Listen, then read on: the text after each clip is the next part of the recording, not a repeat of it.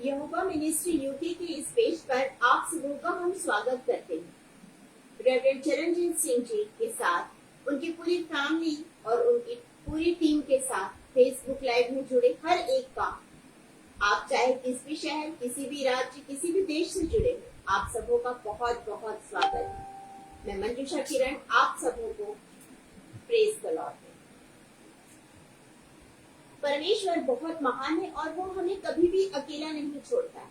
लेकिन कभी कभी ऐसा होता है कि जब हमें लगता है, या ये कह सकते हैं किसी को लगता है कि वो उसका कोई मित्र नहीं है, उसके पास कोई भविष्य नहीं है, उसके जीवन का जीने का कोई आधार नहीं है, या ऐसे लगता है कि उसके पास में कोई आशा ही नहीं है। जिंदगी दुख से भरी हुई है, समस्याएं इतनी ज्यादा हैं कि उसका कोई सॉल्यूशन, समाधान मिल ही नहीं रहा। ऐसे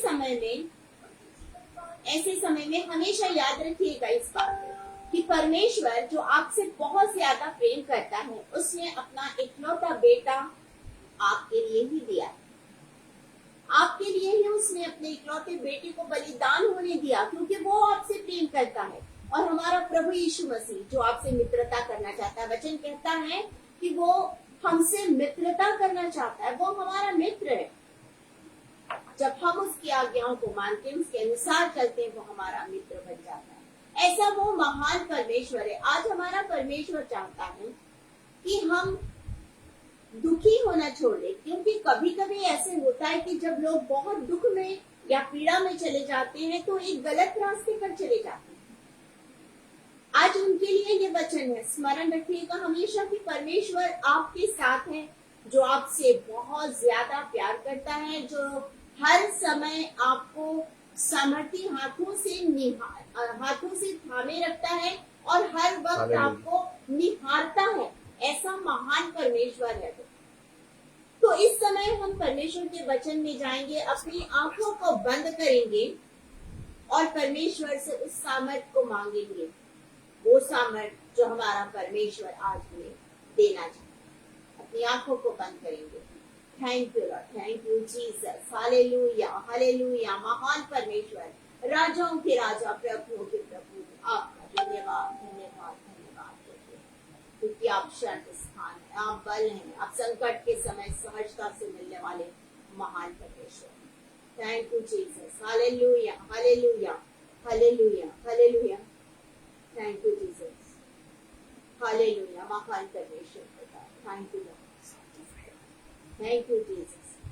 दुख उठाया किसने, मुझे देने खुशी, दर्द सहा किसने, मुझे देने चंगाई, घाव गहरे कितने, मेरे पाप जितने, दुख उठाया किसने, मुझे देने खुशी, दर्द सहा किसने, मुझे देने चंगाई, घाव गहरे कितने, मेरे पाप जितने, ऐसा प्यार,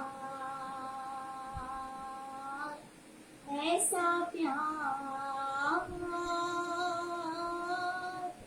ऐसा प्यार, ऐसा प्यार है यहाँ, तेरी बाहों में आकर मैंने जाना। सचमुच महान परमेश्वर हमसे बहुत ज्यादा प्यार करता है। और जब हम उसके पास जाते हैं, जब हम उसके पास जाकर उसकी सामर्थी हाथों में अपने आप को सौंप देते हैं, उसका प्यार हमारे जिंदगी में प्रकट होता है। ऐसा महान परमेश्वर है, दयालु और अनुग्रह करने वाला परमेश्वर। हम धन्यवाद धन्यवाद धन्यवाद करते हुए सामर्थी पिता इस समय आपके चरणों के निकट आते हैं, धन्यवाद करते हैं। राजा, जितने इस समय फेसबुक लाइव में जुड़े एक एक जन के लिए प्रार्थना करते हैं, अब मिनिस्ट्री यूके के लिए आशीष मांगते हैं। जितने इस समय जुड़े हुए उन सबों के लिए, आने वाले समय में जो वचन को सुनेंगे उन सबों के लिए यीशु मसीह के नाम से आशीष और कल्याण की घोषणा करते हैं। इस समय मैं अपने आप को शून्य करती हूँ, पवित्र आत्मा की सामर्थ्य से मुझे भर दीजिए। एक एक शब्द आपकी ओर से हो, एक भी शब्द मेरी ओर से ना हो। धन्यवाद के साथ ये प्रार्थना प्रभु यीशु मसीह के नाम में होकर मांग लेते हैं, दया करके सुनिए और ग्रहण कीजिए। आमीन आमीन। भजन संहिता साम्स और उसके 88, भजन संहिता 88 और उसके पहले वचन से 4 वचन तक और उसके बाद 9 वचन में आपके लिए पढ़ूंगी। यहाँ पर इस प्रकार लिखा है, हे मेरे उद्धारकर्ता परमेश्वर यहोवा, मैं दिन को और रात को तेरे आगे चिल्लाता आया हूँ। मेरी प्रार्थना तुझ तक पहुँचे, मेरे चिल्लाने की ओर कान लगा, क्योंकि मेरा प्राण क्लेश से भरा हुआ है और मेरा प्राण अधोलोक के निकट पहुँचा है। मैं कब्र में पड़ने वालों में गिना गया हूँ। मैं बलहीन पुरुष के समान हो गया हूँ। मैं मुर्दों के बीच छोड़ा गया हूँ और जो घात होकर कब्र में पड़े हैं, जिनको तू स्मरण नहीं करता और वे तेरी सहायता रही, उनके समान हो गया हूँ। 9 वचन में लिखा है, दुख भोगते भोगते मेरी आंखें धुंधला गई। हे यहोवा, मैं लगातार तुझे पुकारता और अपने हाथ तेरी ओर फैलाता आया हूँ। परमेश्वर अपने वचन के पढ़े और सुने जाने पर आशीष दे। जब हम यहाँ दाऊद राजा के बारे में देखते हैं तो हम यहाँ पर पाते हैं कि दाऊद राजा परेशान है। और जब हम इन पूरे इस अध्याय को देखते हैं तो हम इसमें यहाँ पर ऊपर लिखा है गीत कोरह वंशियों का भजन, कोरह वंशियों का भजन यहाँ पर लिखा हुआ। और इसमें एक व्यक्ति का चित्रण किया गया है जो परेशान है, जो दुखी है, जो लाचार है, जो बलहीन है, जिसको सबने छोड़ दिया है और जो अकेला हो गया है। ऐसे व्यक्ति का हम इसमें वर्णन पाते हैं। और ऐसे समय में भी वो वचन में लिखा है कि वो क्या कर रहा है, लगातार प्रार्थना कर रहा है। यहाँ पर लिखा है, मैं हे यहोवा, 9 वचन में लिखा है, यहोवा मैं लगातार तुझे पुकारता और अपने हाथ तेरी ओर फैलाता आया हूँ। वो लगातार यहोवा परमेश्वर को पुकार रहा है। वो लगातार अपने हाथों को उठाए हुए प्रार्थना कर रहा है। एक ऐसा व्यक्ति आज हमारा परमेश्वर चाहता है, जब किसी व्यक्ति का परमेश्वर से संबंध टूट जाता है तब प्रॉब्लम्स बढ़ जाती है। आज हमारा परमेश्वर चाहता है कि हम उससे जुड़े रहें। यदि आप किसी समस्या में हैं, यहाँ हम कुछ बातों को देखने जा रहे हैं।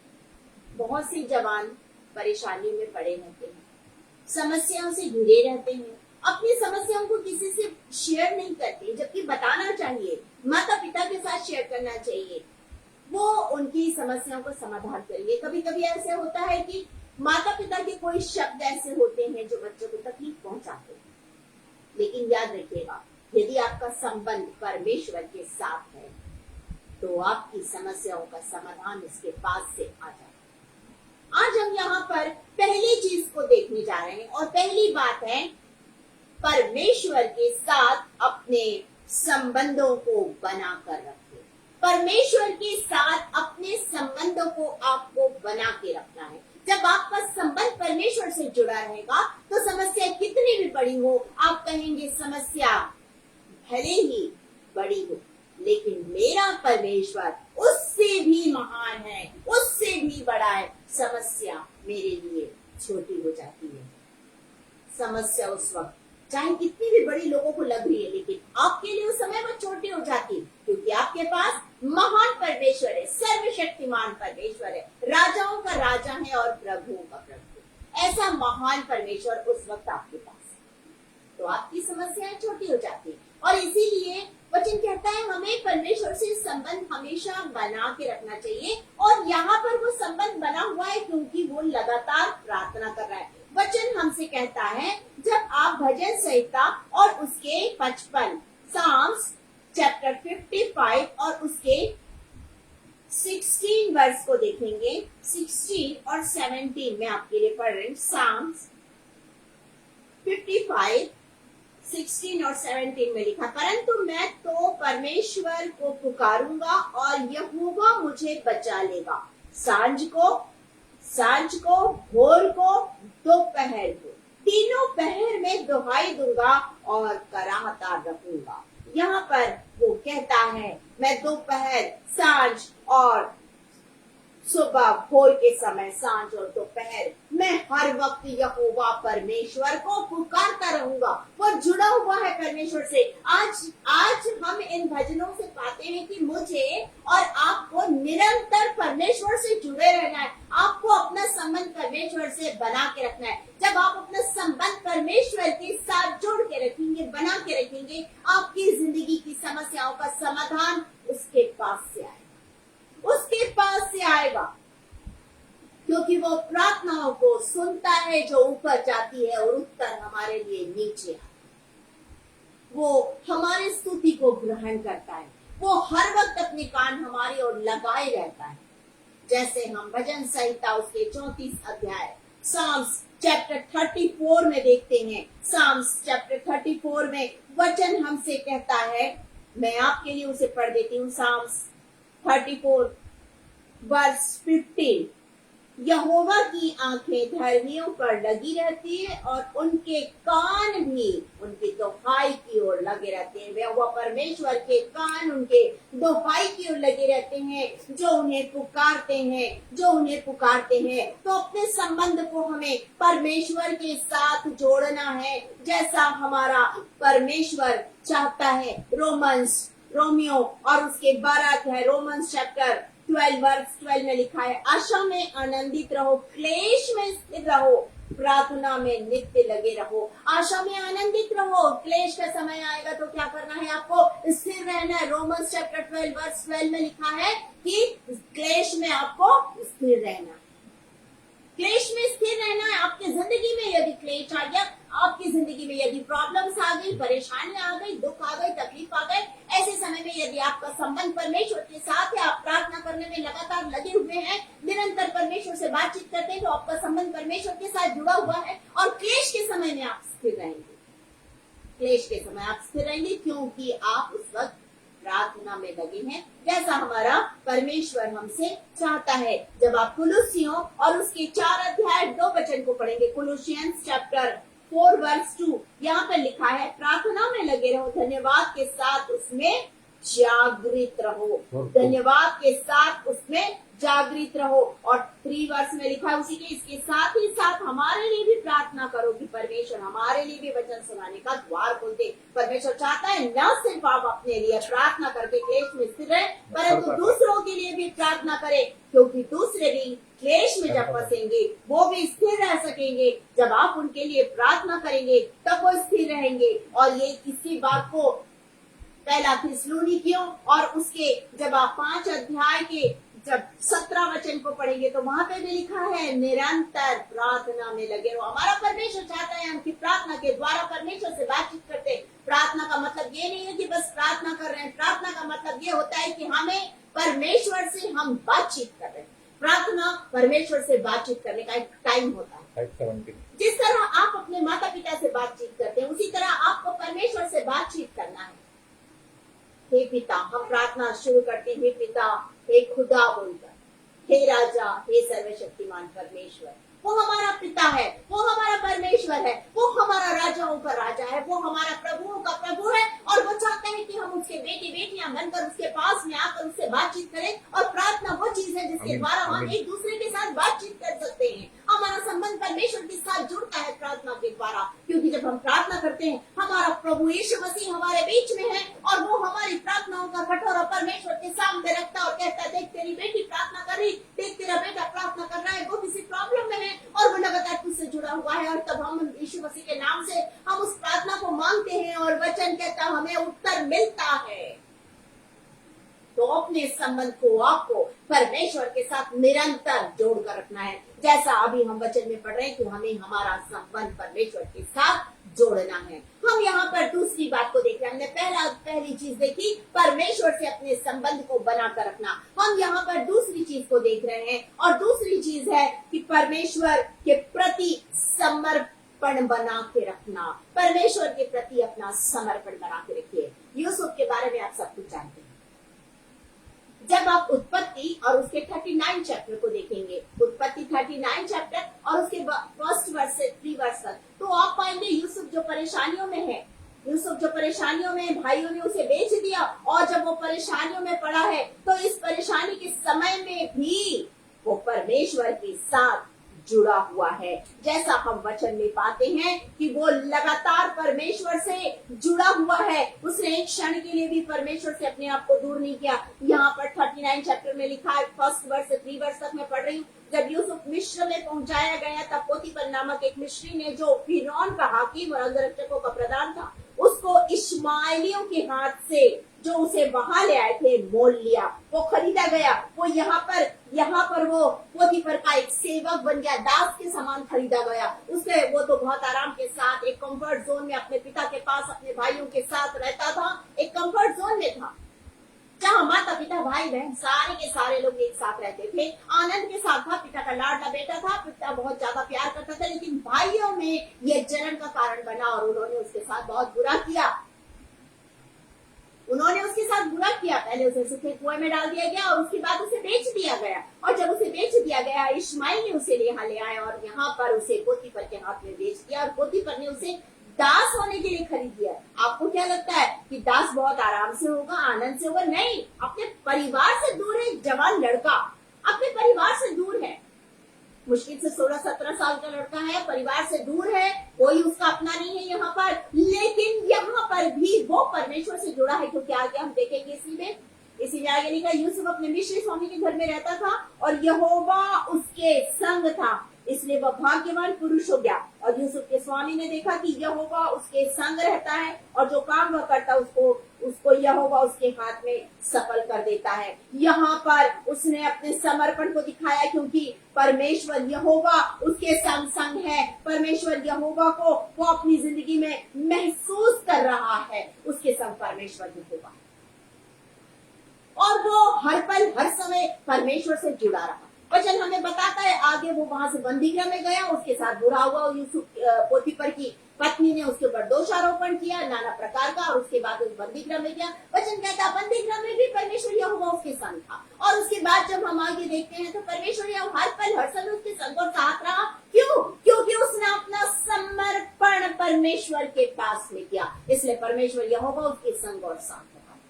आज हमारा परमेश्वर चाहता है हमारा समर्पण, जब हम उसके प्रति समर्पित रहेंगे, परमेश्वर यहोवा हमेशा हमारे साथ रहेगा। जब आप अय्यूब के जीवन को देखेंगे, अय्यूब के जीवन में आप इसी बात को पाते हैं। अय्यूब उसके 42 अध्याय और पहले वचन से जब आप 17 वचन तक पढ़ेंगे, जॉब चैप्टर 42 वर्स 1 से 17 तक, तो आप इन्हीं बातों को पाएंगे। आप पाएंगे कि अय्यूब वहां परमेश्वर से बातचीत कर रहा है और अय्यूब से परमेश्वर कह रहा है कि यदि अय्यूब अपने दोस्तों के लिए प्रार्थना करेगा तब मैं उसकी प्रार्थना सुनूंगा। और अय्यूब ने प्रार्थना की उसके दोस्तों के लिए, और प्रार्थना करने का परिणाम यह हुआ, प्रार्थना की और बलिदान चढ़ाया, परिणाम यह हुआ कि अय्यूब की जिंदगी से सारा दुख दूर हो गया। वो तो बहुत ज्यादा समस्या में पड़ा था, बेटे बेटियां उसके खत्म हो गए थे, उसकी सारी संपत्ति खत्म हो गई थी, उसका सम्मान सब कुछ खत्म हो गया था, उसका पूरा शरीर घावों से बीमारियों से भर गया था। ऐसे समय में जबकि वो दुख में, तकलीफ में, बीमारी में और इतना शोकित है, बाल बच्चे सब चले गए, उसके कोई नहीं उसके पास। और ऐसे समय में पत्नी भी ये कह रही है कि अब तो छोड़ दे परमेश्वर को, लेकिन उसने सिर्फ एक ही बात कही, परमेश्वर ने लिया, उसका नाम धन्य है। और वो परमेश्वर से जुड़ा रहा, उसका समर्पण परमेश्वर के प्रति था। आज परमेश्वर चाहता है कि हमारा समर्पण भी परमेश्वर के प्रति हो। जब हम परमेश्वर के प्रति समर्पित रहेंगे, परमेश्वर हमारी जिंदगी में अद्भुत रीति से कार्य करता है। उसने अय्यूब को कभी नहीं छोड़ा, शैतान ने बहुत मौका मांगा उससे, अय्यूब को उसने नहीं छोड़ा, उसने बड़ा हटाया, सब कुछ किया, लेकिन उसकी नजरें हर पल हर समय अय्यूब पर लगी रही। परमेश्वर की नजरें, याद रखिएगा, आप कितनी भी परेशानी में हो, समस्याओं में, यदि आपका संबंध परमेश्वर से मजबूत है तो आपकी जिंदगी में आने वाली हर समस्या में परमेश्वर आपके साथ है। वो आपको नहीं छोड़ेगा, वो आपको गिरने नहीं देगा। इससे पहले कि आप टूट कर बिखर जाए, वो आपको संभाल लेगा और वो आपके विश्वास के कारण आपको आशीष देगा और आप एक गवाह बनेंगे लोगों के बीच में और बताएंगे जब मैं परेशानी में था परमेश्वर ने मुझे थाम के रखा। हमारी जिंदगी में भी बहुत सी परेशानियां आई, हम अपनी लाइफ को देखेंगे। यदि आप मुझसे पूछे तो मेरी लाइफ में भी, हमारी लाइफ में भी, मैं और मेरे हस्बैंड की लाइफ में बहुत सारी परेशानियां आई, लेकिन हर पल हर समय हमारे परमेश्वर यहोवा ने हमें संभाल के रखा, हमें संभाला। आज हम एक उदाहरण है, आज हम लोगों के बीच में गवाही देते हैं कि परमेश्वर ने हमें हमारे दुख और हमारे तकलीफ के समय में हमें संभाला। जब मैं बीमार में थी, परमेश्वर ने मुझे अपने सामर्थ्य हाथों से छुआ और चंगाई दी। आज परमेश्वर चाहता है यदि आप बीमारियों के कारण निराश हो जाते हैं तो प्रियो, बीमारियों में निराशा को अपनी जिंदगी में मत आने दीजिए, क्योंकि यदि बीमारी है तो परमेश्वर आपको तभी भी थाम के रखेगा, वो आपको अपनी गोद में रखेगा, वो आपको एक क्षण के लिए अकेला नहीं छोड़ेगा। उसने मुझे नहीं छोड़ा, मैं बहुत सी तकलीफों में थी, परमेश्वर ने मुझे थाम के रखा, परमेश्वर ने मुझे थाम के रखा। आज मैं स्वस्थ आपके बीच में बैठी हूँ और परमेश्वर के वचन को बांट रही हूँ। ये परमेश्वर की दया, ये परमेश्वर की करुणा है। हताश मत होइए, निराश मत होइए, उस पर विश्वास रखिए, अपना संबंध मजबूत रखिए और अपना पूर्ण समर्पण उसके प्रति रखिए। देखिए परमेश्वर आपकी जिंदगी में कितनी अद्भुत रीति से कार्य करता है। वचन हमसे कहता है, जब आप यशायाह नबी की पुस्तक को निकालेंगे, एज़ाया चैप्टर 55, एज़ाया चैप्टर 55 और उसके वर्ष 1 से 10 तक मैं आपके लिए पढ़ूं। यहाँ पे लिखा है एज़ाया चैप्टर 55, यशायाह नबी की पुस्तक 55 अध्याय वचन 8 से लेकर के 10 तक मैं आपके लिए पढ़ रही हूँ। क्योंकि यहोवा कहता है, मेरे विचार तुम्हारे विचार एक समान नहीं, ना तुम्हारी गति और मेरी गति एक सी है। क्योंकि मेरी और तुम्हारी गति में, मेरे और तुम्हारे सोच विचारों में आकाश और पृथ्वी का अंतर है। जिस प्रकार से वर्षा और हिम आकाश से गिरते हैं और वहां यूं ही लौट नहीं जाते, वरन भूमि पर पड़कर उपज उग जाते हैं, जिससे बोने वाले को बीज और खाने वाले को रोटी मिलती है। 11 वचन कहता है, उसी प्रकार से मेरा वचन होगा जो मेरे मुख से निकलता व्यर्थ मेरे पास न लौटेगा, परंतु जो मेरी इच्छा है उसे वह पूरा करेगा। जिस काम के लिए मैंने उसे भेजा उसे वो सफल करेगा। और परमेश्वर का वचन कहता है हमसे, परमेश्वर का वचन हमें ये शांतिदायक वचन कहता है, वो हर पल हर समय हमारे साथ है, वो हर पल हर समय हमारे साथ है, वो हमें नहीं छोड़ता कभी, वो हमें नहीं छोड़ता कभी। वचन में हमें वचन में ही परमेश्वर हमसे कहता है कि वो सदा हमारे साथ है। वो कहता है धर्म में दाहिने हाथ से वो हमें थामे रहेगा, मत डर, इधर उधर मत ताक, क्योंकि यहोवा परमेश्वर आपके साथ है। आपको इधर उधर ताकने की जरूरत नहीं है, आप सिर्फ परमेश्वर की ओर देखिए। आपकी जिंदगी में चाहे कितनी भी परेशानियां आए, मत डरिए, मत घबराइए, विश्वास रखिए उस पर, क्योंकि उसने वादा किया है कि वो आपके साथ है। इसका मतलब ये कि उसने वादा कर लिया है और वो वादे का पक्का है और वो हर पल हर समय आपके साथ है। वो एक क्षण के लिए भी आपको अकेला नहीं छोड़ेगा, वरन हर पल हर समय आपको थाम के रखेगा। ऐसा महान परमेश्वर है, उस पर पूरी रीति से विश्वास कीजिए, उस पर पूरी रीति से विश्वास कीजिए। वचन हमसे कहता है, यूसुफ ने विश्वास किया, दानियल, शद्रक, मेशक, अबेदनगो को भी जबकि वो बंधुआई में आए थे, वो परमेश्वर यहोवा पर विश्वास रखते थे। वो भी निराश हो सकते थे, अपने परिवार से दूर थे, लेकिन उन्होंने निराशा को नहीं चुना, उन्होंने परमेश्वर यहोवा को चुना और अपने आप को पवित्र बना के रखा और अपना पूर्ण समर्पण वहां रहते हुए भी, उस मूर्ति पूजकों के देश में रहते हुए भी एक से एक सामान उनके सामने रखा हुआ था, खाने पीने की एक से एक चीजें रखी थी। ऐसे समय में उन्होंने अपने आप को अशुद्ध नहीं किया, उन्होंने कहा हम अपने आप को पवित्र रखेंगे और वे पवित्र रखे और परमेश्वर ने उन्हें आशीष दिया। अपना समर्पण उन्होंने परमेश्वर के प्रति बना के रखा। परमेश्वर चाहता है कि हमें भी अपना समर्पण परमेश्वर पर रखना है। परमेश्वर पर अपना समर्पण रखिए। परमेश्वर आपकी ओर ही देख रहा है, आपसे बहुत ज्यादा प्यार करता है, वो आपको एक क्षण के लिए भी अकेला नहीं छोड़ना चाहता। यहाँ हम तीसरी बात को देखेंगे। हमने पहली चीज देखी, परमेश्वर के साथ संबंध बना के रखना। हम यहाँ दूसरी चीज देखें, परमेश्वर के प्रति समर्पण बना के रखना। हम यहाँ पर तीसरी चीज भी देखने जा रहे हैं, परमेश्वर पर विश्वास और आशा बनाकर रखे। परमेश्वर पर विश्वास और आशा बनाकर रखे। जब आप यिर्मयाह और उसके 29 अध्याय और 11 वचन को देखेंगे, यिर्मयाह चैप्टर 29 वर्स 11, तो आप उसे पाएंगे वो हमारे लिए भलाई की कल्पनाओं को करने वाला परमेश्वर है। यदि आपकी जिंदगी में कोई परेशानी आए, निराश मत होइए। अय्यूब निराश नहीं हुआ, अय्यूब निराश नहीं हुआ। अय्यूब ने अपना पूर्ण समर्पण किया। अय्यूब पूरी रीति से विश्वास रखा परमेश्वर पर और उसके विश्वास को ही शैतान तोड़ना चाहता था। उसने कहा, बाड़ा हटा के देख किस तरह से अपने विश्वास को ये तोड़ता है, बाड़ा हटा के देख, एक मौका दे दे, मैं उसका सब कुछ रिच कर दूंगा। परमेश्वर ने एक मौका दे दिया, सब कुछ उसका खत्म हो गया, लेकिन उसने अपना विश्वास बना के रखा। उसे आशा है परमेश्वर पर और वो कहता है, जिसने दिया उसने दिया, जिसने दिया उसी ने लिया, उसका नाम। वो विश्वास हमारे अंदर होना चाहिए, विश्वास हमारे अंदर होना चाहिए। लोग क्या करेंगे? हमारे शरीर को खत्म कर देंगे, शैतान हमारे शरीर को खत्म करेगा, लेकिन हमारी आत्मा को कैसे कोई छू सकता है? हमारी आत्मा परमेश्वर के पास आएगी, क्योंकि वो आत्मा परमेश्वर ने हमें दी है। और वचन हमसे कहता है, जब आप समोपदेशक की पुस्तक को निकालेंगे, समोपदेशक की पुस्तक को देखिए। समोपदेशक की पुस्तक में कितनी खूबसूरत बात हमारे लिए लिखी गई है। आज हमारा परमेश्वर चाहता है कि हमारा विश्वास भी ऐसे मजबूत हो, क्योंकि हमारी आत्मा नाश नहीं होगी, हमारी आत्मा परमेश्वर यहोवा के पास जाएगी, हमारी आत्मा परमेश्वर यहोवा के पास जाएगी। मैं यहाँ पर आपके लिए उस वचन को पढ़ रही हूँ, समुपदेशक की पुस्तक उसका 12 अध्याय और उसके 13 वचन में लिखा हुआ है।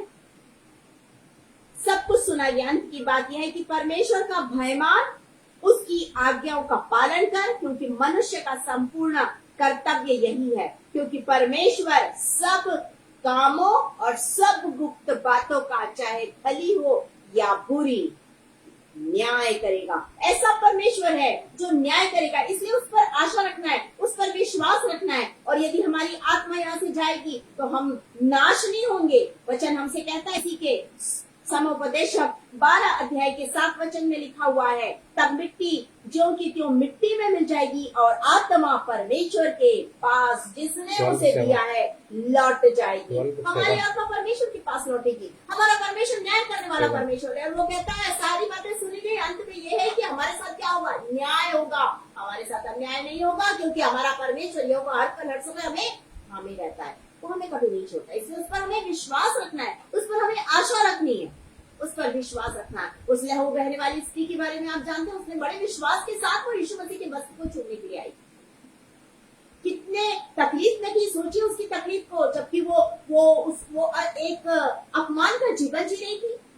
वो परिवार से अलग की गई स्त्री थी, जिसके लिए जब हम लेवी व्यवस्था की पुस्तक में देखते हैं तो हम पाते हैं कि वो जो थी उसे क्या किया गया था, उसे अशुद्ध ठहरा दिया गया था। हम इस बात को पाते हैं, लेकिन इसी चीज को यहाँ पर क्या हुआ, परमेश्वर ने संभाला, परमेश्वर ने उसे संभाल के रखा था। और वचन कहता है वो 12 वर्षों से उस तकलीफ को झेल रही है। 1 या 2 वर्षों की बात नहीं है, वो 12 वर्षों से उस तकलीफ को उठा रही है, उस तकलीफ को झेल रही है। और ऐसे समय में भी उसका विश्वास परमेश्वर यहोवा पर है।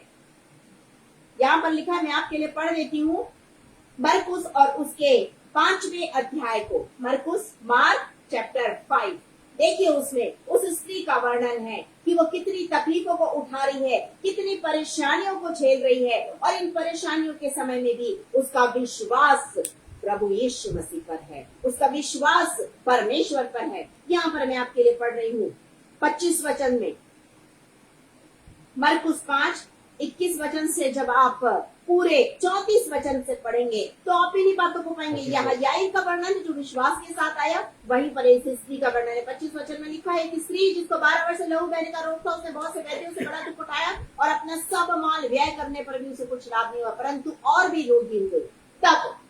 तब क्या की, वह यीशु की चर्चा सुनकर भीड़ में उसके पीछे आए, उसके वस्त्र को छू लिया, क्योंकि वह कहती थी यदि मैं उसके वस्त्र ही को छू लूंगी तो चंगी हो जाओगी। और उसके बाद आगे में 34 वर्ष में लिखा है, पुत्री तेरे विश्वास ने तुझे चंगा किया, कुशल से चली जा, अपनी बीमारी से बची रहे। याईर को विश्वास था कि उसकी मरी हुई लड़की जिंदा हो जाएगी, प्रभु यीशु मसीह के छूने से उसकी लड़की जिंदा हो जाएगी। याईर को विश्वास था। यहाँ पर विश्वास है स्त्री को जो 12 वर्षों से दुख उठा रही है, अपमान की जिंदगी जी रही, परिवार से दूर है, किसी भी फंक्शन में शामिल नहीं हो सकती, किसी भी समारोह में शामिल नहीं हो सकती, क्योंकि वो अशुद्ध ठहराई गई है। उन 12 वर्षों से एक जगह पर बैठी हुई है। वो लोग उसे देखकर दूर भाग रहे हैं, या अशुद्ध ना हो जाए हम, लेकिन उसे विश्वास है यीशु मसीह पर, और वो इसी विश्वास के साथ यहाँ पर प्रभु यीशु मसीह के पास आती है। और जब उसे विश्वास है कि प्रभु यीशु मसीह उसके साथ है, तो उसने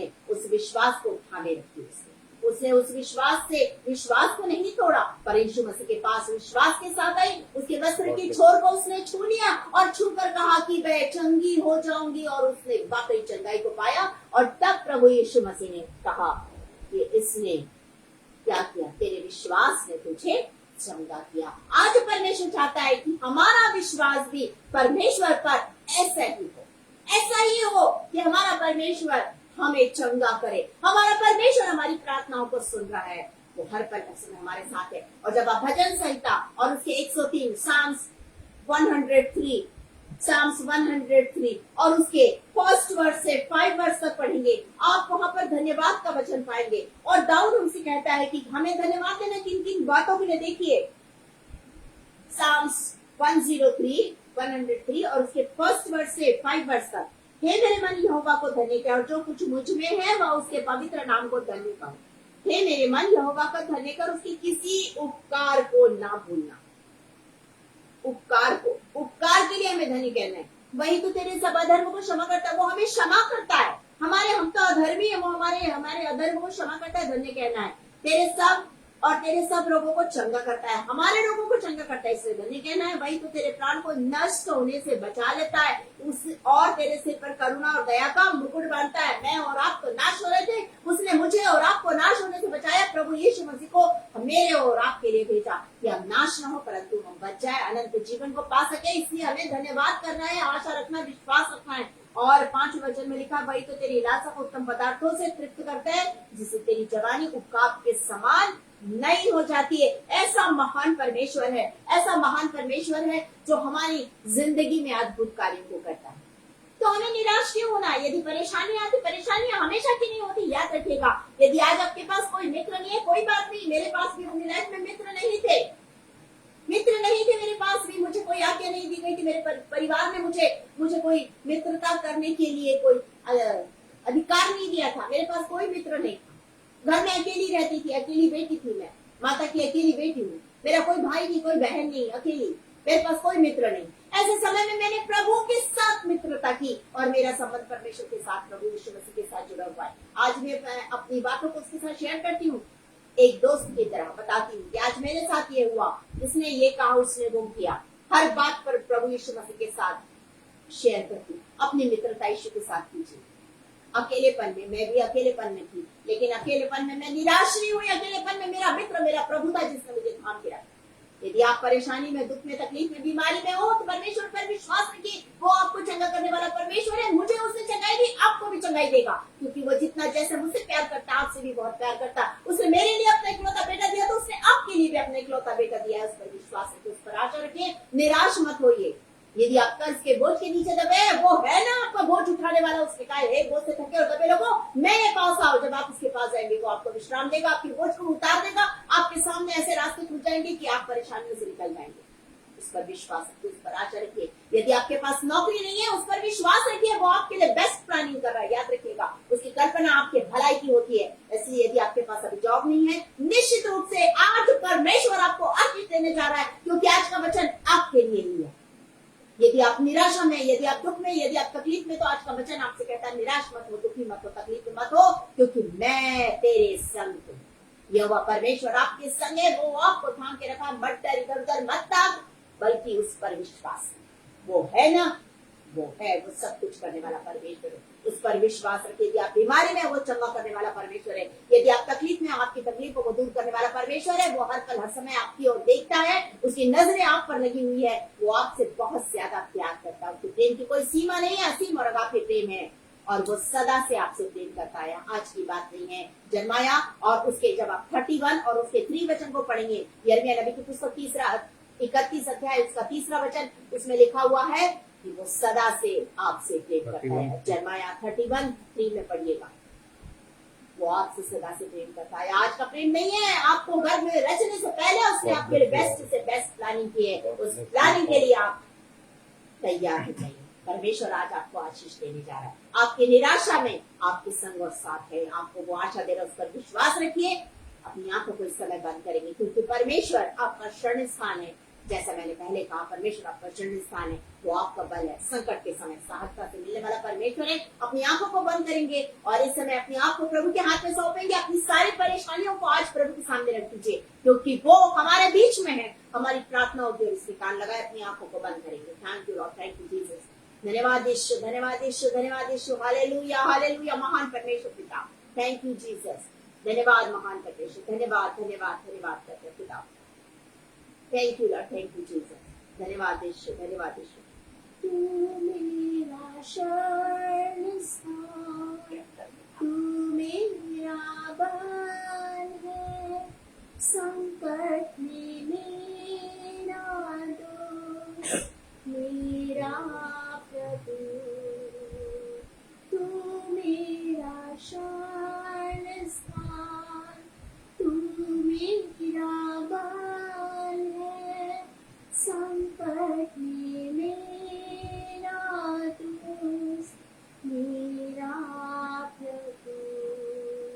आपका शरण स्थान है, वो आपका बल है, संकट के समय सहजता से मिलने वाला परमेश्वर है। वो इस समय आपके बीच में है। आप उसे कहिए, मैं हूँ यहाँ प्रभु, मैं हूँ यहाँ प्रभु। जब आप प्रार्थना करेंगे और जब आप उससे कहेंगे कि प्रभु मैं यहाँ हूँ, मैं अपना समर्पण कर रहा हूँ, अपने जीवन से आपकी आराधना करना हूँ, वो आपकी प्रार्थना को सुनने के लिए उत्तर कर आया है। आज आपकी प्रार्थना को सुन रहा है, वो आज आपको अपनी आशीषों से भर रहा है, आज आपकी तकलीफों को आपकी जिंदगी से निकाल रहा है। उस पर विश्वास कीजिए, उस पर विश्वास कीजिए, उस पर विश्वास कीजिए। चंगाई भरे हाथों से आज वो आपको छूने जा रहा है। Oh Lord, thank you Jesus.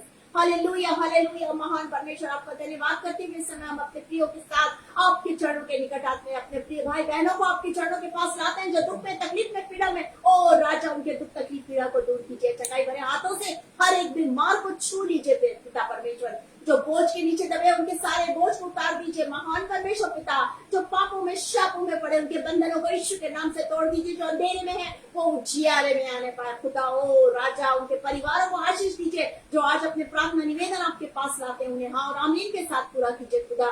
धन्यवाद देते हैं आज के वचनों के लिए, धन्यवाद देते हैं पिता परमेश्वर। इस समय आपने ये समय हमारे लिए निर्धारित किया कि हम आपके चरणों के निकट मिनिस्ट्री यूके के साथ आने पाए। आपका धन्यवाद, धन्यवाद, धन्यवाद करते, धन्यवाद देती हूँ राजा। जब मैंने अपने आप को सुनी कि आपने मुझे आत्मा की सामर्थ्य से भरकर मेरा उपयोग किया, एक एक शब्द आपकी ओर से था, एक भी शब्द मेरी ओर से नहीं था। सारी बातों के लिए आपका धन्यवाद करते हुए प्रार्थना प्रभु यीशु मसीह के नाम में होकर मांग लेते, दया करके सुनिए और ग्रहण कीजिए। आमीन, आमीन, आमीन। इस समय हम आशीष ग्रहण करेंगे। परमेश्वर तुम्हें आशीष दे, तुम्हारी रक्षा करे। परमेश्वर अपने मुख का प्रकाश तुम पर चमकाए, तुम पर अनुग्रह करे। अब हमारे उद्धारकर्ता प्रभु यीशु मसीह का अनुग्रह, परमेश्वर पिता का प्रेम और पवित्र आत्मा की संगति और सहभागिता यीशु मसीह के दोबारा आगमन तक आप सबों पर बनी रहे। आमीन, आमीन। God bless you. प्रभु आप सबों को बहुत आशीष